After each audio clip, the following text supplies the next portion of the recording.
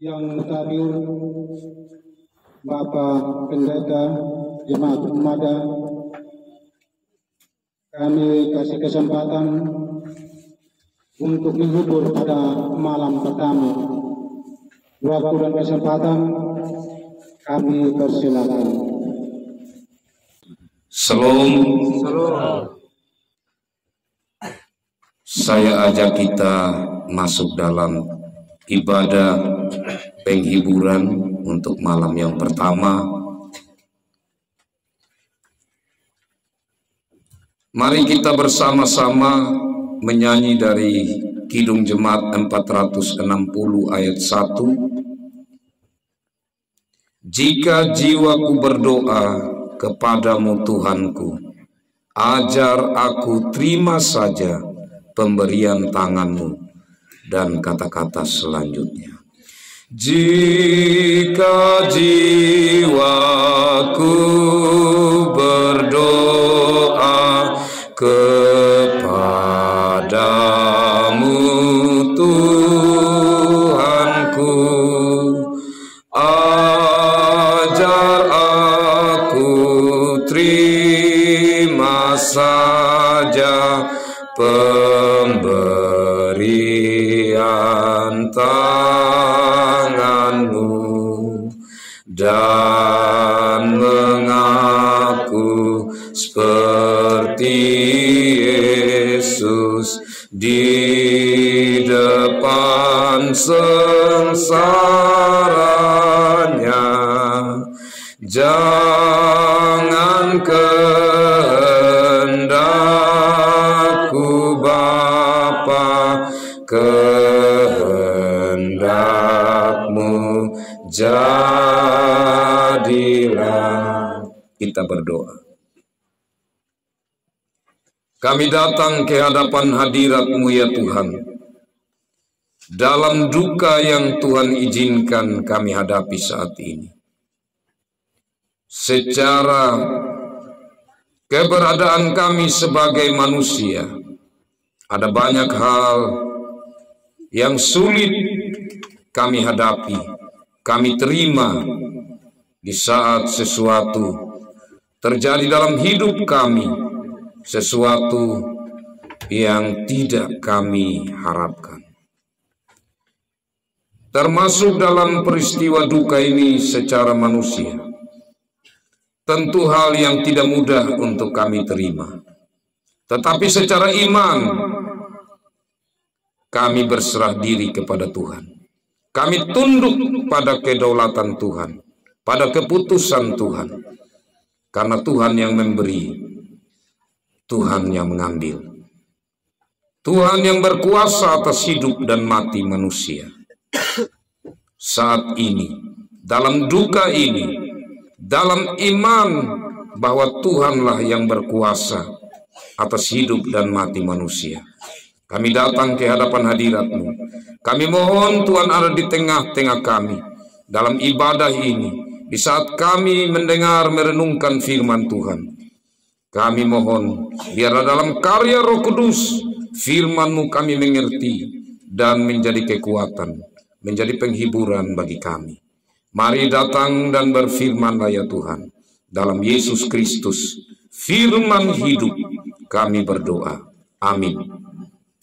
Kekasih-kekasih Tuhan, ada 3 bagian bacaan firman Tuhan yang akan saya bacakan bagi kita dalam ibadah malam penghiburan yang pertama untuk almarhum Yakobus Jeubela. Bagian bacaan yang pertama dari kitab Keluaran pasal 3 ayat 7 dan 8. Keluaran pasal 3 ayat 7 dan 8, demikian sabda Tuhan. Dan Tuhan berfirman, aku telah memperhatikan dengan sungguh kesengsaraan umatku di tanah Mesir. Dan aku telah mendengar seruan mereka yang disebabkan oleh pengerah-pengerah mereka. Ya, aku mengetahui penderitaan mereka. Sebab itu aku telah turun untuk melepaskan mereka dari tangan orang Mesir dan menuntun mereka keluar dari negeri itu ke suatu negeri yang baik dan luas, suatu negeri yang berlimpah-limpah susu dan madunya, ke tempat orang Kanaan, orang Het, orang Amori, orang Feris, orang Hewi, dan orang Yebus. Demikian bagian bacaan firman Tuhan yang pertama, dan saya langsung pada perenungannya. Kekasih-kekasih Tuhan, Tuhan Allah berdaulat atas kehidupan kita, atas kehidupan umat manusia. Sejak Allah menciptakan manusia, dan saat manusia pertama yang Allah cipta jatuh dalam dosa, maka Allah sudah merancangkan bagaimana kelak manusia ini diselamatkan. Kekasih-kekasih Tuhan, kita ingat bahwa dalam karya penyelamatan Allah, di antara manusia ciptaannya, Allah memilih seorang yang bernama Abram, yang kemudian Tuhan mengganti namanya menjadi Abraham. Dari bapa bangsa menjadi bapa bangsa-bangsa. Abraham dipanggil, dan dengannya Allah mengikat janji. Janji yang pertama, Allah katakan bahwa engkau nanti akan memiliki keturunan yang sangat banyak. Yang kedua, Allah menjanjikan tanah perjanjian, yaitu Kanaan. Janji yang Allah ikat dengan Abraham itu dilanjutkan pada keturunan Abraham, yaitu Ishak dan Yakub. Janji Allah ini ada di dalam rentan waktu yang cukup lama. Dan saat pada akhirnya di zaman Yakub dan keturunannya, di mana kita ingat saat Yusuf ada di Mesir, sudah hidup jaya, dan kemudian singkat cerita ia memanggil Yakub ayahnya beserta saudara-saudaranya untuk ada di tanah Mesir. Maka di sana keturunan Yakub ini bertambah banyak, sangat banyak, sehingga orang Mesir pun menjadi gentar, menjadi takut, menjadi khawatir dengan banyaknya keturunan Yakub atau Israel ini. Dan kemudian mereka disiksa di sana. Mereka sungguh-sungguh merasakan penderitaan. Karena itu dalam bagian firman Tuhan tadi, aku telah memperhatikan dengan sungguh kesengsaraan umatku di tanah Mesir, seruan mereka, penderitaan mereka, dan Allah kemudian merancangkan untuk membawa mereka keluar dari Mesir lewat Musa. Dan kita ingat bagaimana Musa di saat dipanggil Tuhan. Ia awalnya takut karena sesuatu yang baru pertama kali terjadi dalam hidupnya. Di satu semak belukar yang tidak terbakar, tapi ada api di sana. Allah memanggil Musa ke situ. Allah meminta untuk Musa menjadi pemimpin untuk membawa bangsa Israel keluar dari tanah Mesir. Dan kekasih-kekasih Tuhan, di situ Musa bertanya, dan ini hal yang sangat menarik untuk kita ingat kembali. Kalau bangsa Israel tanya siapa yang utus, saya bilang apa? Jadi Musa bilang, engkau yang memanggil aku dan menetapkan aku untuk menjadi pemimpin, tapi tolong kasih tahu siapa nama. Tuhan bilang, aku adalah aku yang ada. Sampai begitu. Ini satu nama yang agung. Satu nama yang memiliki otoritas wibawa ilahi. Di mana saat Allah mengatakan, aku adalah aku yang ada, maka di sini Allah mau menyatakan bahwa aku tidak terikat pada ruang dan waktu. Segala sesuatu ada karena aku. Aku ada, tidak terbatas ruang dan waktu.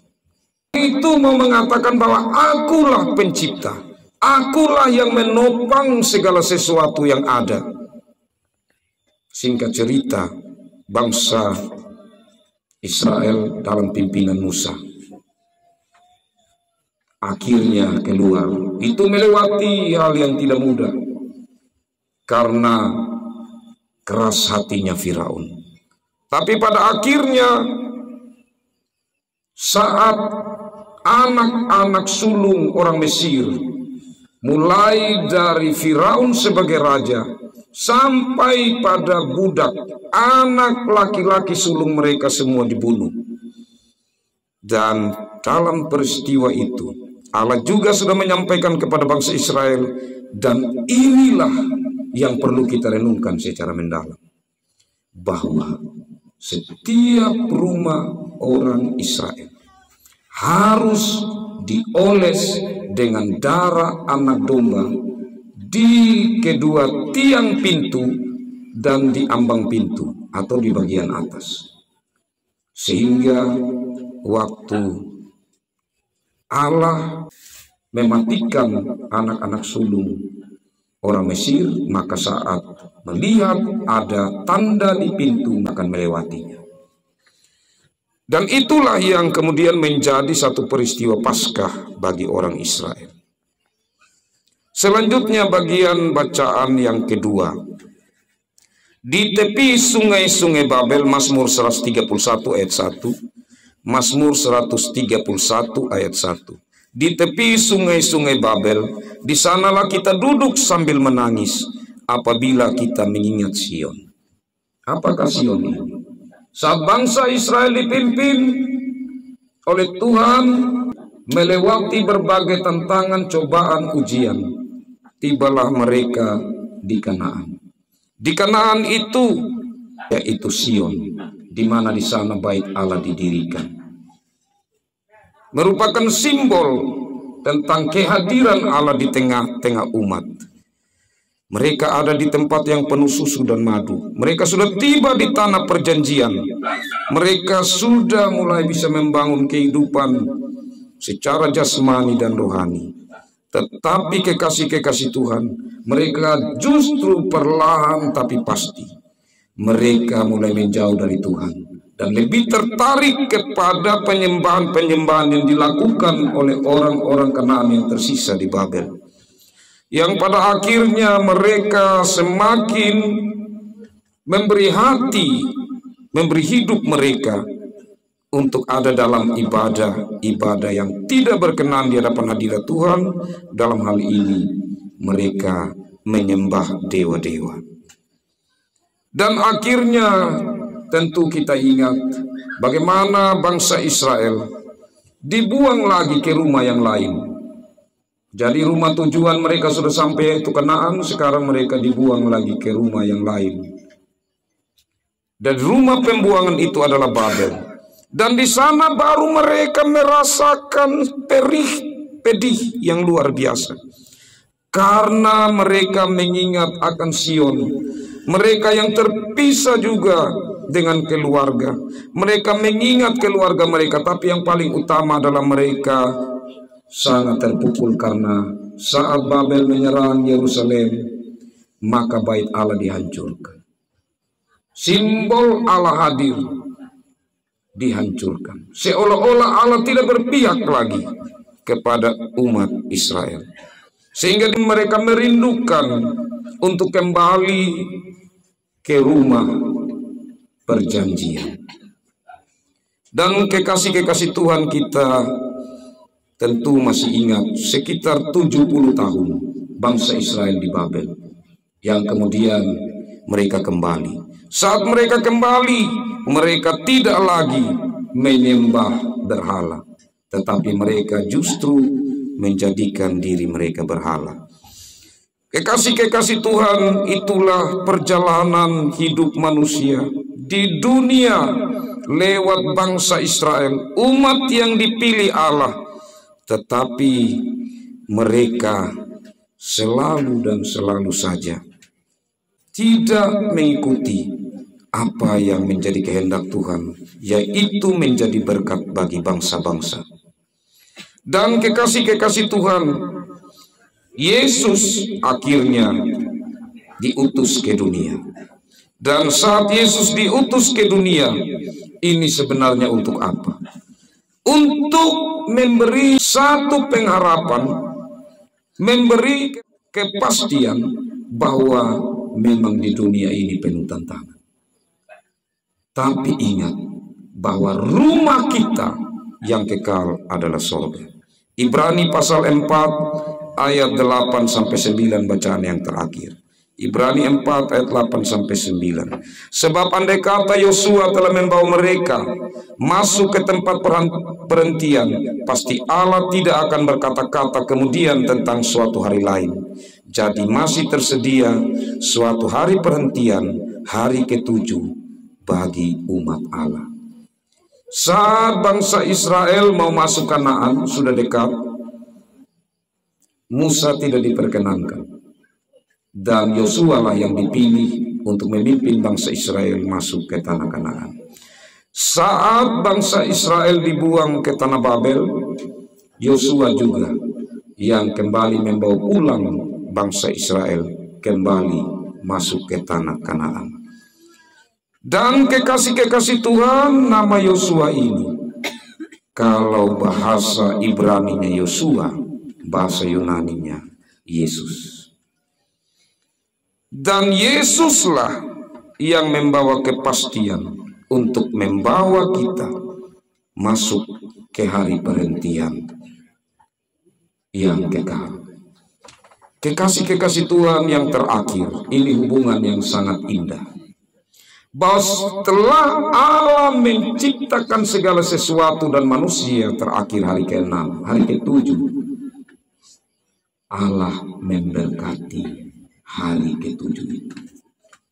Hari perhentian itu artinya bahwa hari ke-7 adalah hari peristirahatan. Sesungguhnya hari yang kekal, tetapi menjadi tidak kekal karena manusia jatuh dalam dosa. Tetapi itu sebenarnya sebuah gambaran bahwa di dalam kedaulatan Allah, Allah sudah melihat jauh apa yang akan terjadi kemudian. Karena itu hari ke-7 Allah siapkan, yaitu hari perhentian yang kekal di dalam Yesus Kristus. Kenapa Yesus Kristus bangkit pada hari Minggu? Hari perhentian itu menggambarkan sebuah kekekalan. Karena itu kekasih-kekasih Tuhan, sesungguhnya ini menjadi berita penghiburan bagi kita. Kenapa kekasih-kekasih Tuhan? Karena di saat seseorang dari antara kita dipanggil oleh Tuhan, maka sesungguhnya itu sebuah pintu masuk untuk dia menuju pada kekekalan. Ia menuju kepada hari perhentian, hari yang telah disediakan Allah. Jadi dunia ini menjadi tempat di mana sementara kita menjalani hidup. Dan ini kita semua tahu, kekasih-kekasih Tuhan. Tetapi dalam apa yang kita tahu, maka terkadang kita perlu disegarkan terus. Karena apa? Karena perjalanan di dunia ini terkadang membuat pengharapan kita akan kekekalan itu menjadi sulit. Jadi ini kesempatan untuk menyegarkan kembali pengharapan saya dan saudara, bahwa Tuhan telah memanggil pulang dari tengah-tengah kita Bapak Yakobus Jeubela. Dan kita percaya bahwa kita nanti akan bertemu bersama, karena Allah telah menyediakan sebuah rumah kekal bagi kita. Dan biarlah dengan pengharapan yang kuat itu, dengan iman ini, maka kita menjalani apa yang menjadi tugas kita, di mana kita menjalani proses sampai pada pemakaman nanti dengan tetap berpengharapan kepada Tuhan dan mengandalkan Tuhan dalam hidup ini. Tuhan memberkati firman-Nya dan memberkati kita semua. Amin. Kekasih-kekasih Tuhan, saya ajak kita menyanyi Kidung Jemaat 269 ayat 1. Hai musafir, mau kemana kau arahkan langkahmu? Dan kata-kata selanjutnya saya bacakan bagi kita. Hai musafir, mau kemana kau arahkan langkahmu? Hai musafir, mau kemana kau arahkan langkahmu? Kami ikut titah raja dan berjalan tak lesu. Kami ikut titah raja dan berjalan tak lesu. Lewat gunung dan dataran arah kami ke istana. Lewat gunung dan dataran arah kami ke istana. Arah kami ke istana kota raja yang kudus. Arah kami ke istana kota raja yang kudus. Kita berdoa. Kami kembali datang ke hadapan hadirat-Mu ya Tuhan. Di tengah-tengah duka yang kami hadapi, kami bersyukur karena Tuhan memberi penguatan, penghiburan bagi kami lewat firman Tuhan yang kembali menyegarkan kami tentang tujuan hidup kami. Kami yang Tuhan percayakan masih menjalani hidup di dunia yang sementara ini. Kami mohon Roh Kudus-Mu menuntun kami, agar kami tetap mengarahkan hidup kami kepada tujuan kekekalan yang Tuhan sudah tetapkan dalam kehidupan kami, yang percaya, yang berpegang pada Yesus Kristus. Dalam iman ini kami menyerahkan dengan sepenuh hati, meskipun ada duka. Kami menyerahkan kekasih kami almarhum Yakobus Yeobela ke dalam tangan-Mu Tuhan. Kami percaya ia ada di dalam Tuhan. Ya Allah Bapa di sorga, saat ini kami berdoa untuk segala proses yang dijalani dalam peristiwa duka ini sampai pemakaman nanti. Kami mohon Tuhan yang bekerja, Tuhan yang turut bersama-sama dengan hikmat Tuhan dan kekuatan, dan Tuhan yang melimpahkan rezeki. Ya Allah Bapa di sorga, kami yang hadir saudara bersaudara saat ini, inilah bentuk pengharapan kami. Kami berbagi penguatan dan penghiburan. Biarlah ini menjadi berkat bagi kami di dalam kami menjalani kehidupan bersama saudara bersaudara. Ya Allah Bapa dalam kerajaan sorga, apa yang kami lakukan selanjutnya ke depan, kami serahkan dalam campur tangan Tuhan. Dan persembahan yang diberikan keluarga kami mohon Tuhan berkati, menjadi berkat bagi harapan keluarga di sini dan pelayanan Tuhan. Ini doa kami ya Tuhan, dalam Yesus Kristus kami berdoa. Amin. Demikian ibadah ini. Terima kasih kesempatan yang diberikan atas nama Majelis Jemaat dan semua warga Jemaat Ukmada, mengucapkan turut berduka yang mendalam pada keluarga duka atas kepergian almarhum Yakobus Yeobela. Tuhan memberkati kita semua. Shalom. Saya kembalikan Bapak Majelis.